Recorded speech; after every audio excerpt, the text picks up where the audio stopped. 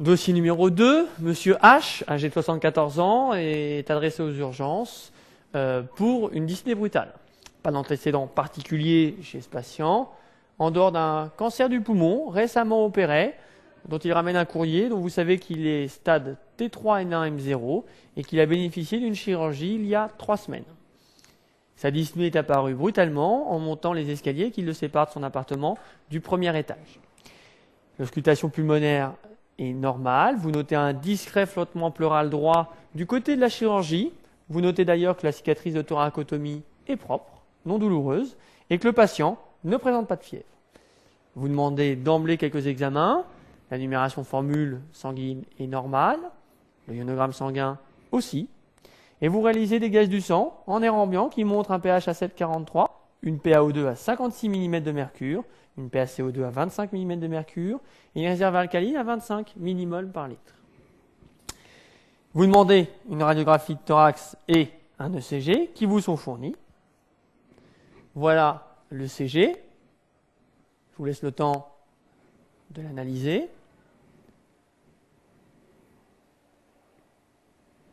La radiographie de thorax de notre patient. Je vous laisse le temps de vous la mettre en tête. Et puis, nous allons attaquer les questions. La question 1, quelle est votre principale hypothèse diagnostique? Quelles sont deux? Quel élément de l'examen clinique manque-t-il dans cette observation de fondamentale? Sur quels arguments décidez-vous ou non de réaliser un dosage des D-dimères? Interprétez la radiographie de thorax qui vous est fournie. Question 5, interprétez l'ECG. Question 6, vous aurez une troisième iconographie que vous aurez à interpréter. Question 7, quel traitement doit être débuté? Question 8, justifier l'absence prévisible de relais par les AVK. Ça, c'est l'iconographie 3. On y reviendra. Quelle est votre principale hypothèse diagnostique? Alors, je crois qu'il n'y a pas de question autre à se poser que ce patient a-t-il une embolie pulmonaire? D'accord? On va rester simple sur cette réponse parce qu'on va développer beaucoup cette pathologie. Tout le dossier tourne autour et on aura le temps d'y revenir. La question 2. Quel élément de l'examen clinique manque-t-il dans cette observation? La question 2 est volontairement articulée avec la question 1 pour que vous compreniez que dans l'embolie pulmonaire, la gravité de la maladie n'est pas respiratoire, mais hémodynamique sur une maladie vasculaire. Alors, quelle en est la réponse à la question 2? Il manque l'examen cardiovasculaire veineux. Donc, je vous rappelle, la maladie thromboembolique est une maladie à 2 pôles. Je vous ferai un schéma un peu plus tard. Et donc, il faut rechercher des signes de choc hémodynamique, des signes d'insuffisance cardiaque droite, que sont la turgescence jugulaire et le reflux hépato-jugulaire.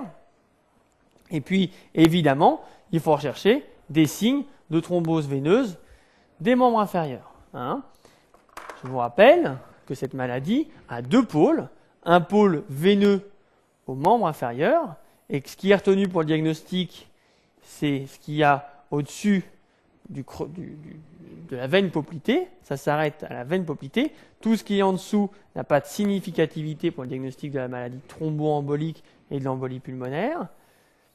Et ça, c'est le premier pôle de la maladie thromboembolique. Le deuxième pôle, c'est évidemment le pôle qui englobe le ventricule droit et les 2 artères pulmonaires. Et à ce moment-là, ça s'appelle une embolie pulmonaire. Donc, le message est clair. Il manque un examen hémodynamique plus précis, analysant les signes de la maladie thromboembolique, soit au membre inférieur avec la phlébite, soit au niveau du pôle vasculaire pulmonaire cardiaque droit avec des signes de choc hémodynamique et des signes d'insuffisance cardiaque droite qui font dire que le choc est lié à une défaillance du cœur droit. Alors, tout ça, pour vous dire, et ce qu'il faut retenir, c'est que la gravité de l'embolie pulmonaire est bien évidemment une gravité hémodynamique, et que les patients décèdent par défaillance cardiaque droite. Question suivante. Sur quels arguments décidez-vous ou non de réaliser un dosage des dédimères? Alors, cette question, qui est tournée un peu particulièrement, elle est là pour vous faire aborder une problématique dans le diagnostic de l'embolie pulmonaire qui est une pathologie fréquente et une question fréquente aux urgences, donc qui est susceptible de tomber au concours, qui est le problème de la probabilité clinique dans l'embolie pulmonaire. Et ça, la probabilité clinique, c'est un mot-clé fondamental. Vous ne pouvez pas aller à l'ENC pour envisager de prendre en charge un patient qui a une suspicion d'embolie pulmonaire sans avoir compris ce qu'est la probabilité clinique, ce qu'elle implique et comment on l'évalue. Alors, on l'évalue comme ceci, de deux façons. Soit l'évaluation est purement clinique, soit l'évaluation est clairement basée sur des scores. Il y a des études qui ont montré que l'évaluation clinique comparée à l'évaluation par des scores était identique en termes de prise en charge diagnostique pour les patients, qu'elle soit réalisée par un médecin junior, que vous serez bientôt, ou par un médecin senior plus expérimenté. Les deux techniques fonctionnent aussi bien. Alors, comment fait-on quand on est clinicien et qu'on est face à une suspicion d'embolie pulmonaire aux urgences? Eh bien, on raisonne sur un triptyque. La première chose, c'est existe-t-il des facteurs de risque d'embolie pulmonaire? Et la réponse est oui chez notre patient. Rappelez-moi quel âge il a, 74 ans. La maladie augmente largement après 65 ans, donc il a l'âge. Il a le cancer, je vous rappelle, il vient d'être opéré d'un carcinome pulmonaire, non petites cellules, T3, N1, M0. Et puis, oui, parce qu'il a eu une chirurgie récente. Ça fait quand même 3 facteurs de risque de développer la maladie. Deuxième question qu'il faut se poser, est-ce que l'histoire et l'examen clinique simple, en incluant le CG et la radio de thorax, que nous reverrons après dans ce dossier, sont compatibles avec ce diagnostic? Qu'est-ce qu'il a, notre patient? Une dyspnée brutale, au lever et en montant les escaliers, avec une auscultation pulmonaire qui n'est pas normale, certes, mais avec une auscultation qui est pathologique du côté d'une chirurgie récente. Donc l'anamnèse colle bien. On n'a pas envie d'évoquer une pneumonie en écoutant son poumon, on n'a pas envie d'évoquer un pneumothorax pour expliquer cette dyspnée brutale. Il n'y a aucune auscultation qu'on pourrait dire bronchique avec des sibilants.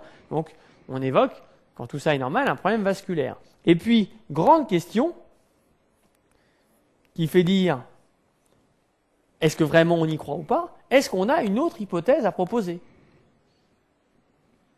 Un homme jeune qui vient en ayant soulevé une caisse avec une douleur dans le thorax, grand marfanoïde,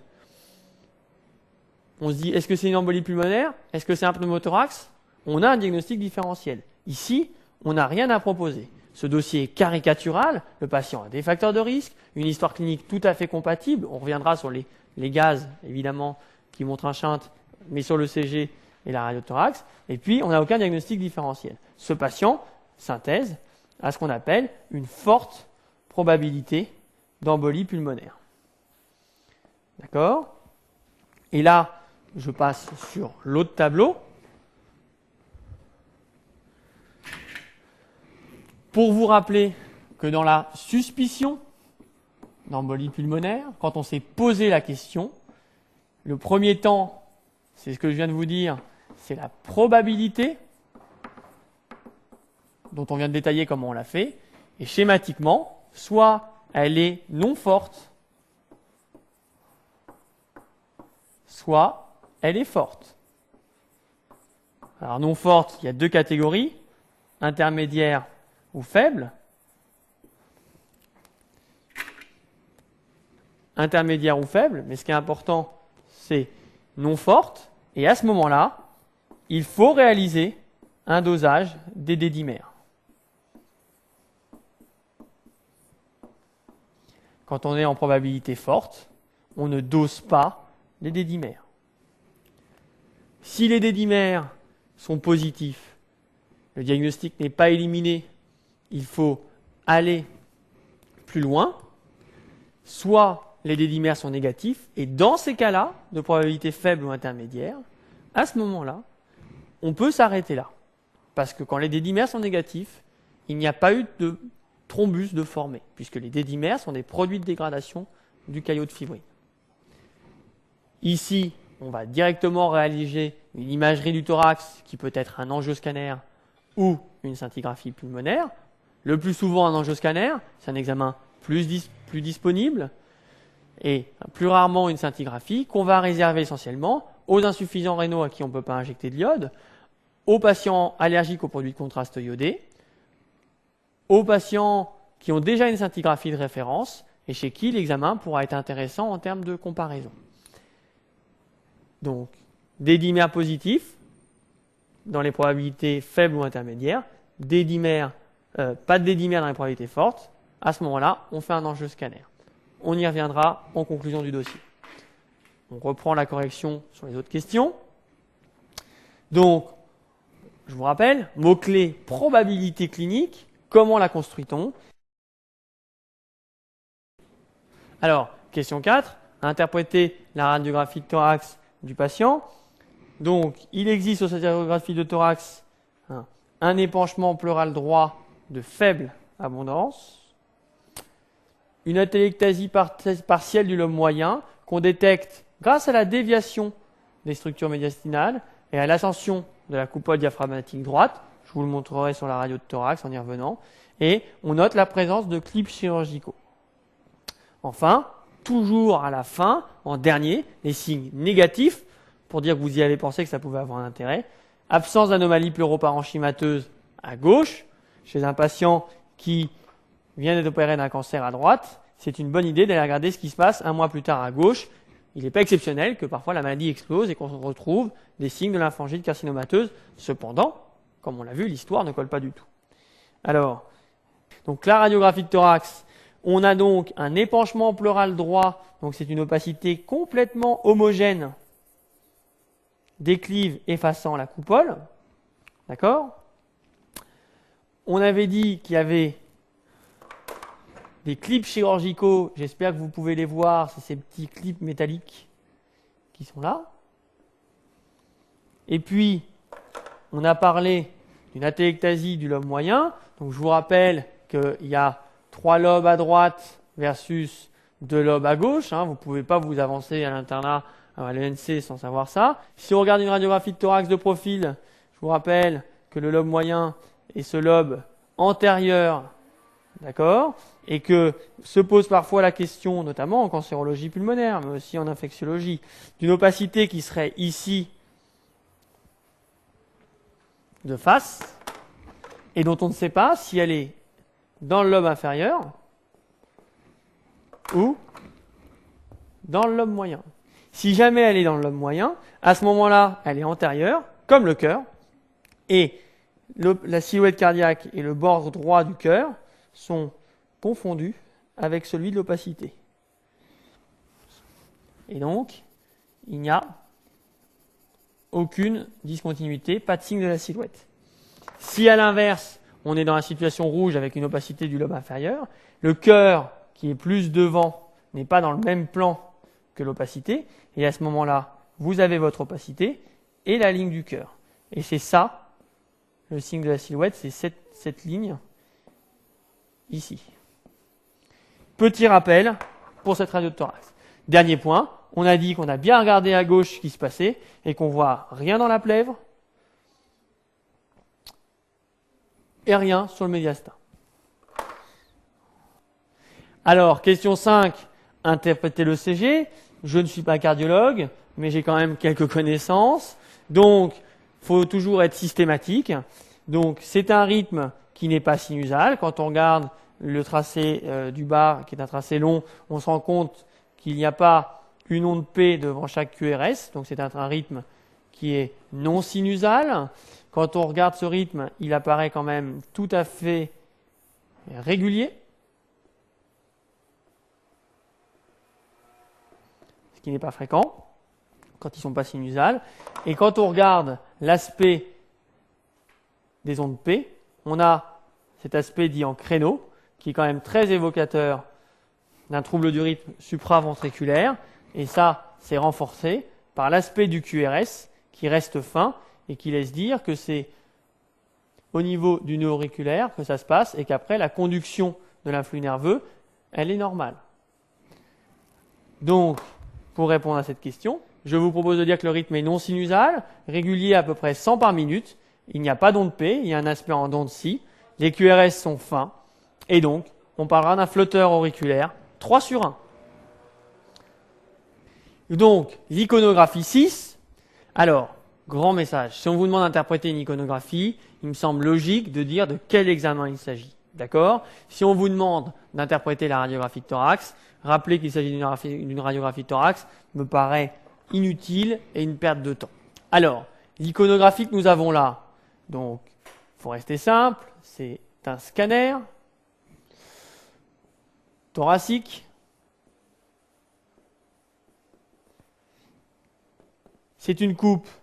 Dans le thorax, on a deux types de coupes. On a des coupes parenchymateuses où on voit le parenchyme. Là, on a une coupe qui est évidemment médiastinale. Je pense que ce sont des choses qui sont à préciser si on vous demande d'interpréter une iconographie. Il ne faut pas bien préciser ce que c'est. Donc, scanner du thorax en coupe médiastinale. Ensuite, l'étape d'après consiste à regarder si les vaisseaux qu'on a là sont injectés de produits de contraste. Donc, il faut dire, je mets un plus qui veut dire avec une injection de produits de contraste iodé. Et puis, ensuite, une fois qu'on a annoncé ce que c'était, on peut commencer à analyser ce qui se passe sur ce scanner. Alors, qu'est-ce qui se passe sur ce scanner ? On voit l'aorte ascendante, l'aorte thoracique descendante. Évidemment, je ne vous ferai pas le rachis, les premières côtes. Et puis, ici, le tronc de l'artère pulmonaire qui se divise en artère pulmonaire gauche et en artère pulmonaire droite. Tout ça sont des rappels anatomiques.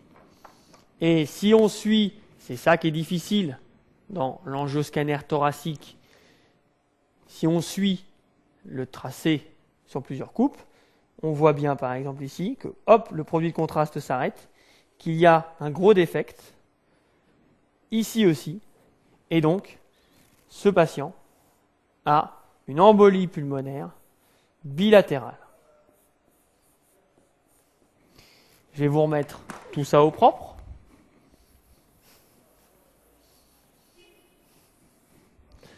C'est un scanner thoracique en fenêtre médiastinale avec une injection de produit de contraste permettant de visualiser les artères pulmonaires.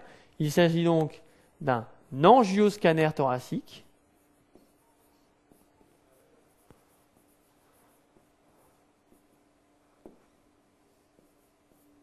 Deuxièmement, si on décrit les images, on voit, je n'ai pas effacé, on voit un arrêt du produit de contraste dans les branches de l'artère pulmonaire, arrêt du produit de contraste, ce qu'on appelle un défect, c'est un mot-clé, et donc ce patient a une embolie pulmonaire bilatérale.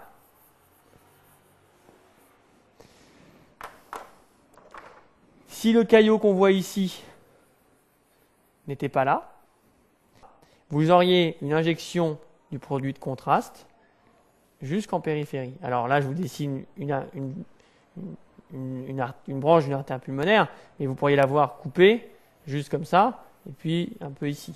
Et on voit bien qu'ici, il y a un défaut de perfusion totale dans cette zone. On n'a pas ces images normales ici, où quand même, le produit de contraste passe. Donc, pour résumer, revenir, pour faire de la répétition, des défects ici, en noir dans le produit de contraste, et une absence de perfusion périphérique. C'est bilatéral, il y en a des deux côtés. Le patient a une embolie pulmonaire bilatérale. question 6. Il s'agit d'un angiostème